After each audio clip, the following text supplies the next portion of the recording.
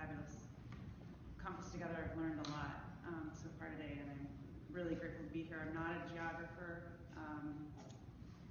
and I hope that what I have to say is a contribution to a conversation that I feel is really rich, and I've learned a lot from. Is it really working? It doesn't sound like it's working. I don't think this is, yeah. Push it up a little bit. Push it up? I don't think it's working. I don't think it's on. I mean, I can talk really loud. I'm pretty loud. Let's try to see if we can get on mic. Okay. It should be. Oh, I know this. You turn it up. Oh, the on-off switch. You know when you call tech support and they're like, is the device plugged in? Have you turned it on? I'm like, oh, no, thanks. Okay. The paper I'm going to present is slightly different from the abstract that you have in your program, for whatever that's worth to you. Okay. Lee Edelman's much discussed, oft reviled 2004 polemic, No Future, Queer Theory and the Death Drive, is commonly received as a clever, if ultimately uncritical, anatomy of white, bourgeois heteronormativity. I suggest instead reading No Future as a biopolitics of settler colonial sovereignty that unwittingly articulates its ideology of survival and expansionist security logic we see currently unfolding in the global war on terror. Understanding 21st century empire, in other words, requires a return to its settler colonial origins, analysis that many Native Studies scholars have argued for. My current book manuscript in progress responds to this call from Native Studies scholars, although from within the terms of the fields of political theory and queer theory, which is sort of where I am located, using queer theory to interpret European sovereignty, in particular using the work of Lee Edelman to read Thomas Hobbes, makes clear that sovereignty is biopolitical not because of an exceptionalist understanding of life, as Agamben famously has it, but rather because sovereignty is what constitutes life as life to begin with. It does and can only do so by simultaneously constituting its opposite, death, as the negative contrasting term to its master category, which it produces as ideologically overloaded with civilizational value. As a privileged object of rationality, life in sovereign biopolitics becomes that which it is impossible to refuse without being constituted as savage, backward, uncivilized, irrational, unthinkable, and absurd. This reading, oh, thank you. You read my mind. I was like, I can't see that. This reading challenges Edelman's understanding of both futurism and politics as unmarked universal entities, situating them within the colonial history of European political thought. This historicization reveals European biopolitical sovereignty as not only or simply an imperial project then, but that it is imperial precisely because it is a distinctively colonial project vested with specifically settler anxieties about its own existence and future. The global war on terror, in other words, can be understood as the latest installment of colonial conquest. My argument challenges prevailing wisdom that sovereign biopolitics is fundamentally a theorization of racism and imperial racialization rather than settler colonialism. As Michelle Potts discussed earlier in her paper, in Society Must Be Defended, Foucault now famously argues that biopower, which nurtures the life of some while leaving others to die, can only become actively murderous when it becomes racist. While massacres, wars, genocides, drone strikes, and targeted assassinations, for example, appear to contradict the biopolitical project of fostering life, racism, Foucault asserts, resolves this paradox by inserting a biological breach in the population. Quote, what in fact is racism?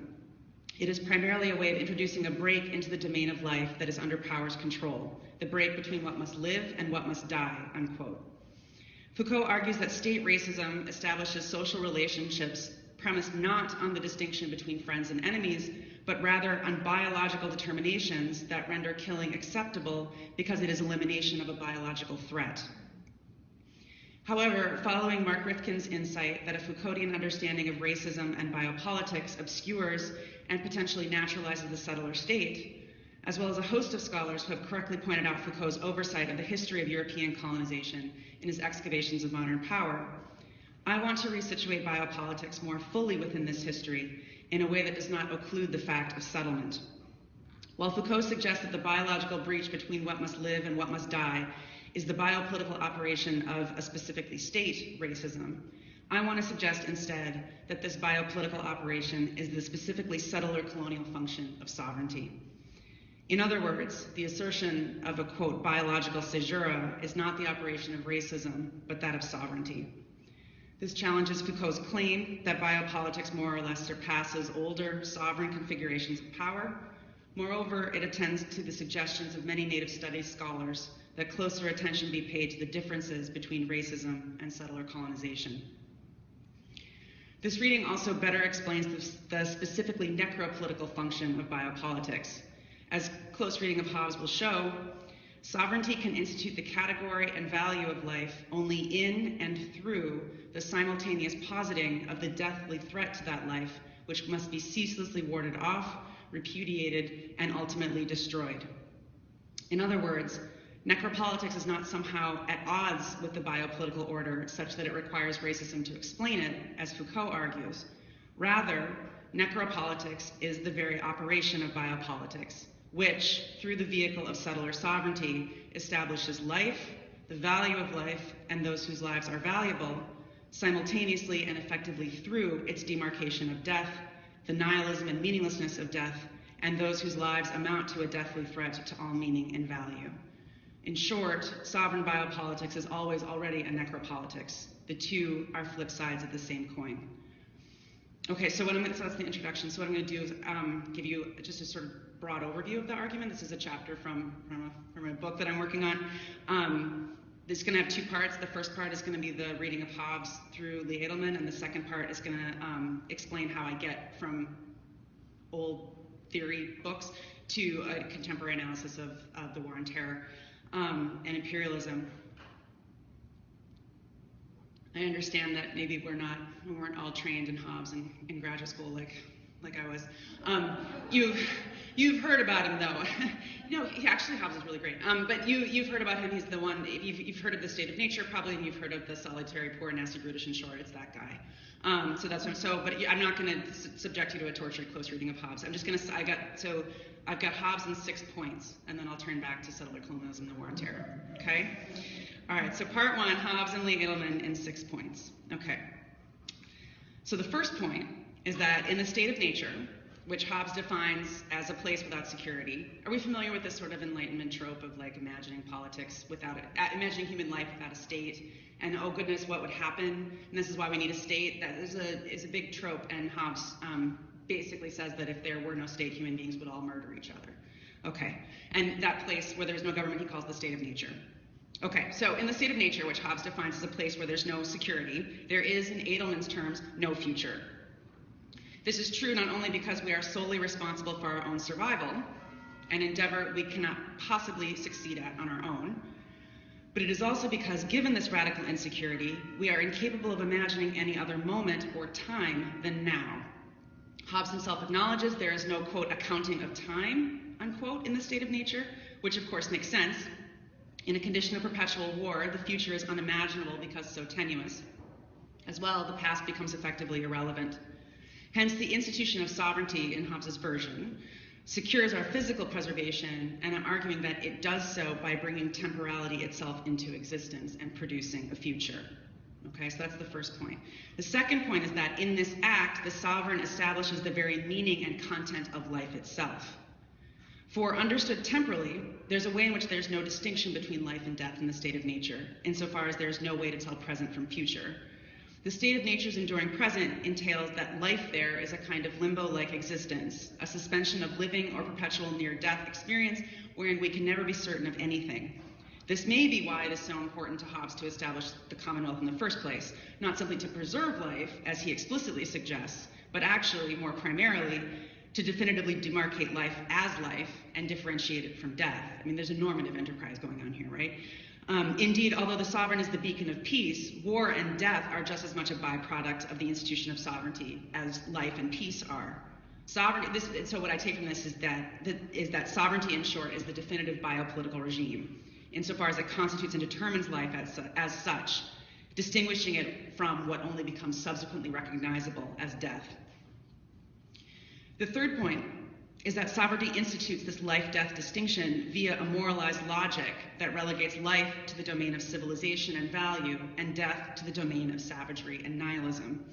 This becomes clear in the conflicted and confusing ways Hobbes characterizes the state of nature as simultaneously a time, a place, and a condition. Now, as I just argued, if the state of nature is a time, like if it's an era or an epoch, it's a time that is no time, a moment that is completely timeless, an era lacking any dynamism or principle of change. If the state of nature is instead a condition, which he also claims, he is clear that it is one of savagery, writing, quote, "It may peradventure be thought there never was such a time nor condition of war as this, and I believe it was never generally so over all the world, but there are many places where they live so now," and he cites as an example, quote, "the savage people in many places of America," unquote. Bolstering the view that the state of nature is a story about humanity's prehistory, Hobbes here rehearses the Enlightenment trope of indigenous peoples as European humanity's ancestors and or pre-modern childhood. Savagery is therefore associated with stalled temporality, timelessness, and the failure of forward movement or progress. Conclusively, when reference is a geographical location, the state of nature is America and the 17th century European notion of the New World, an empty land ripe for exploration and conquest. These specifications of the state of nature in Hobbes make clear that the establishment of sovereignty imposes a clear distinction not simply between peace and war, life and death, but also between modernity and backwardness, civilization and savagery. Each of these categorical pairs functions as a surrogate for the others. Taken together, they suggest the deep implications of the categories of life and death with colonization and conquest for European politics and political theory. The fourth point is that the Commonwealth or the sovereign or sovereignty can't actually solve the problem Hobbes says it does. So like if there's no state and we're all gonna murder each other, the solution is obviously a really big, bad, scary, coercive state, right? And that's gonna solve the problem. It can't solve the problem, and that's because it can't solve the problem of desire, which has futurism built into its very structure. And Hobbes actually gets short shrift as a psychologist. He actually talks quite a bit about desire and affect. So desire, according to Hobbes, is a voluntary motion of the body whose aim, regardless of object, is attainment, possession, consumption, enjoyment. Yet this attainment poses a dilemma, for as he says, the aim of desire is, quote, not to enjoy once only, and for one instant of time, but to assure forever the way of one's future desire, unquote. According to Hobbes, in other words, desire seeks perpetuity of enjoyment. It aims at a consumption that can never fully be completed. The fifth point, we're almost done. The fifth point then is that Hobbes asserts, therefore, that human beings are perpetual power seekers, not because we want more and more, but rather because we want to preserve what we have now forever. His claim that mere maintenance of the present requires, his claim is that mere maintenance of the present requires accumulation, undertaken in perpetual reference to an unknown future. Thus, even despite the security from physical violence the sovereign provides, he cannot alleviate the anxiety that runs apace with desire. Everything we do today is undertaken for the sake of a future, which, if we're successful, will be no different from the present. But the sovereign can't guarantee that, right? Sixth then, and finally, this means that Hobbes's colonial story of the emergence of life and death from the state of nature is based on an underlying logic of desire that explains why settler colonial societies transform into expansionist security states. Hobbes's understanding of desire and its dilemmas elaborates George W. Bush's doctrine of preemptive warfare, the logic of Israeli self-defense in the face of so-called existential threats, and the rationale behind stand your ground laws that exonerated the murder of Trayvon Martin. The fact of this logic's hegemony in economics and political science as rational choice theory, or in international relations as big R realism, make clear that futurist temporality is the unquestioned philosophical foundation of the US economic and political order, as well as the obviously imperial investments of these academic disciplines. In short, it is the temporalization of desire itself that explains both the settler colonial foundations of survival, life, and the value of life, as well as its transformation into an expansionist imperial project. Okay, so that was part one. Part two, settlement and the global war on terror. Okay, So how does this reading of Hobbes through Edelman help us understand the emergence of empire? Lorenzo Verasini has argued that settler colonialism is distinct from other types of colonialism insofar as it seeks to erase itself as settler colonial. Following Patrick Wolf's argument that settler colonialism pursues a logic of elimination, whereby settlers seek to replace the natives and indigenize themselves post facto, Verasini argues that because it aims at the elimination of the native, settler colonialism necessarily aims at its own elimination. The truly successful settler colonial project, then, would therefore efface the native entirely, whether through genocide or assimilation or some other form of disappearance, the politics of recognition, as Glenn Coulthard has recently argued. Unless and until elimination is accomplished, settler states will engage in all sorts of contortions, both political and ideological, to obscure the native in order to naturalize conquest. Verasini presents this feature of settler colonialism as either conceptually embedded in its definition or else as a kind of bad faith on settlers' part, potentially implying that a guilty conscience somehow seeks to ward off complicity with conquest. I think that Edelman's understanding of futurism, however, helps explicate just how and why this anxious, reiterative, and reactionary veiling impulse is definitive of biopolitical sovereignty. Hobbes' narrativization of the drive in the state of nature is, like any other narrativization of the drive, an imposition, and thus an explicitly ideological move that serves a particular political agenda. It is the specifically futurist character of this imposition that destines it for failure and thus explains its anxious and recursive structure. Edelman regards this narrative movement toward a viable political future as fundamentally phantasmatic, not to mention conservative and ideological. Futurism, in other words, and these are his words, quote, perpetuates the fantasy of meaning's eventual realization, unquote, a realization that is by definition impossible insofar as it is always only ever to come, right? That's what the future is. It's beyond our grasp. It's always just out of reach. Built into Hobbes' understanding of desire, in other words, is the failed teleology of futurism, which, as Edelman instructs, is fundamentally and futilely political. My contention is that this constitutive failure of futurism can be understood as the dynamic content of conquest in settler societies, as the original civilizationalist imposition of temporality, an act that explains their subsequent transmogrification into expansionist security states. So, rather than face the violence that brought peace and life itself into being, Hobbes instead naturalizes this founding act by declaring it to be, quote, a general inclination of all mankind, unquote, to engage in what he calls, quote, a perpetual and restless desire of power after power that ceaseth only in death, unquote. In other words, he both institutes life and pushes it forward via a futurist narrativization of the drive into an insatiable, accumulative desire. Yet while desire may push us ever forward, ever beyond the initial moment of settlement, it cannot erase that settlement or relieve settler sovereignty of conquest. This is neither because of settler colonialism's theoretical definition, nor because settlers secretly feel guilty, but rather because the impossibility of fulfilling futurism's fantastical promises requires some other way of meeting the needs it manufactures if settler sovereignty is to maintain itself and its polity intact.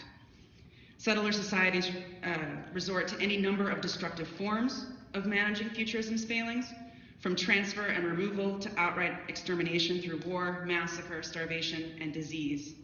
Yet this anxious reiterative activity is wholly predictable from an Edelmanian perspective and ineliminable from the structure of settler sovereignty, because the futurist narrativization of the drive has rendered settlers beholden to an unsustainable temporality that must produce queerness or death in order to continue to produce meaning, survival, and civilization for itself. Settler sovereignty thus cannot do without the death native it brings into being. The native as death must exist in order to purchase life and survival for the settler. And yet, as Verasini and Wolf argue, the native cannot exist if the settler is to indigenize herself as native to the land she has expropriated. Hence the production of new enemies, new queers, new deathly threats to settlement and its civilization and its way of life.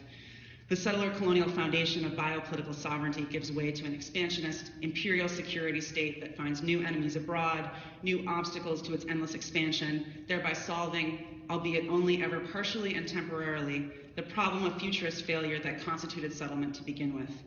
Hobbes' specifically futurist and expansionist understanding of desire make clear that, rather than confront the fact of necropolitics' constitutive role in making the security of the Commonwealth, he instead offers sovereignty and an ever-expanding pursuit of desire and power as a substitutive satisfaction.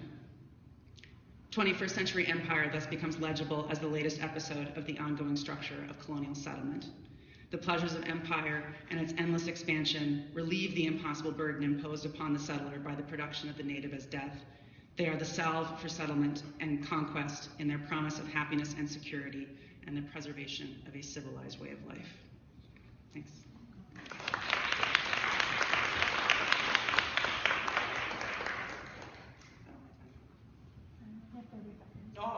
So yeah, we can take one or two questions. Yeah, go ahead. First of all, thank you. So you suggest that Hobbes' notion of pleasure is something that undergirds the state even in its inchoate stages. Explains the expansionist impulses of settler nations today and their orientation towards the future acquisition of native or indigenous lands. But Hobbes also writes that, quote, only the present has an existence in nature, things past exist in memory only, and things future don't exist at all. So that we understand the future only through past patterns. So my question to you is, like, where do we locate that in the horizon of, and as an end to the reign of settler states? If you think about this notion of the future existing only through the past. I appreciate your question a lot. I appreciate your close reading of Hobbes a lot, too. It's really great. I mean, your question, at least for me, is the question. It's what the rest of the book is about, right? It raises, I mean, this project initially started out with thinking about U.S. empire and strategies of resistance to U.S. empire, and it's moved from there. But to me, part of the virtue of using Edelman, which I realize is very unpopular, is that it brings a particular queer theory piece to thinking about left politics and political resistance. And what I take from Edelman is that desire is a site of politics, and it's a place where politics is constituted and unfolds, right? And so if I'm right, and futurism is the logic of settlement, of conquest, right? Then it suggests that the question of how to think about, I mean, you don't think about the future, but if I twist your question a little bit and say, how do you think about resistance to or different kinds of logic, it has to do something with flouting that temporality, like understanding desire in non or anti-futurist ways, which I think is I mean, Edelman says that, the only resistance is to insist that the future stops here. And I think there's something potentially quite radical and even liberatory about that. Yeah, one more question. Hi, Heike. I feel like I've seen you in Palestine, but I could be just imagining that. Maybe it was on Teddy or Vanderbilt or something like that I've seen your name. But I'm really happy to have heard your presentation. I'm really happy to be here. Yeah, and I have a question that's sort of a little bit similar but a different take.